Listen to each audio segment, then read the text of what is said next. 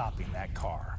Time now 7:07 this morning. Updates on two separate tragedies, both involving children left in hot cars. Phoenix police not recommending charges against a foster father whose 4-month-old daughter died in a hot van in October. Investigators say the father took the girl to an appointment, and when he returned to work, he forgot that she was still in that van. The girl's biological family saying that they have more evidence in this case, and they do want him to face criminal charges.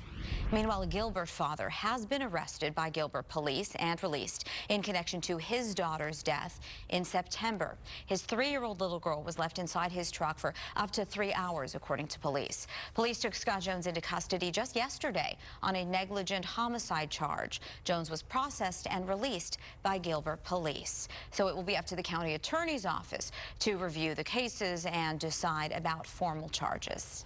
So here to talk about that this morning is Russ Richelsoff with the Davis Miles Law Firm in Tempe. So Russ, good morning to you. Good morning.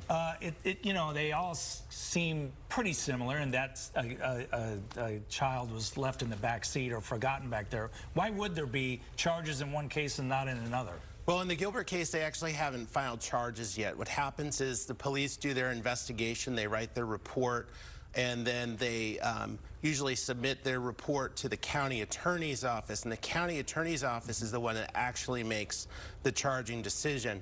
In the Phoenix case, after the investigation, the county attorney's office decided not to file charges. We have yet to find out what they're going to do in the Gilbert case.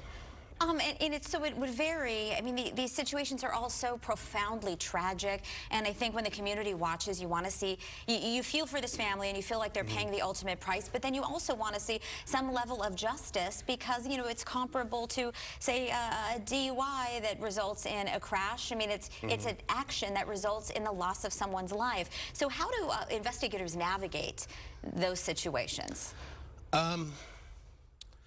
They really have to look at it on a case-by-case basis. What a lot of these cases have in common is that you have people who are out of their routine.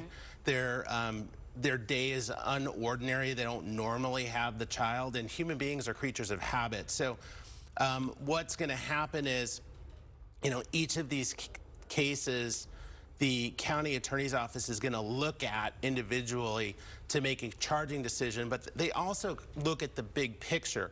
They look at what have we done in other cases in the past, and they do try to treat the cases similarly. They don't want to discriminate against one person for some reason and not the other. They want to be able to justify, here's why we charge this case, and this case is different from this other case that we charge. So I expect that the county attorney's office, when they review the Gilbert case, they're actually going to look at the facts, and they will compare it to the Phoenix case, and they will compare it to other cases that they have charged and have not charged in the past to consider whether or not they should charge the Gilbert case. As a lawyer, how would you handle something like that in court?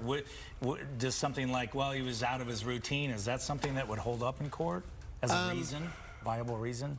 You're going to talk about what you're going to focus on is a mental state as a person. So in a case like this, a person could be charged with manslaughter if they had a reckless mental state, or they could be charged with negligent homicide if they had a negligent mental state. Reckless is the person knew there was a risk and ignored the risk. In negligence, it's really more they just they had a duty to do something, they didn't do it. These types of cases generally involve negligence. And as an attorney, what I would do is really argue I think the routine is something that people really can relate to. This is a big enough problem that the auto manufacturers are actually looking at what can we do to put alert systems in the car to warn parents when they have left a child in the vehicle. So this is a common enough problem to where, you know, the companies that make cars are trying to solve it. In court, you're going to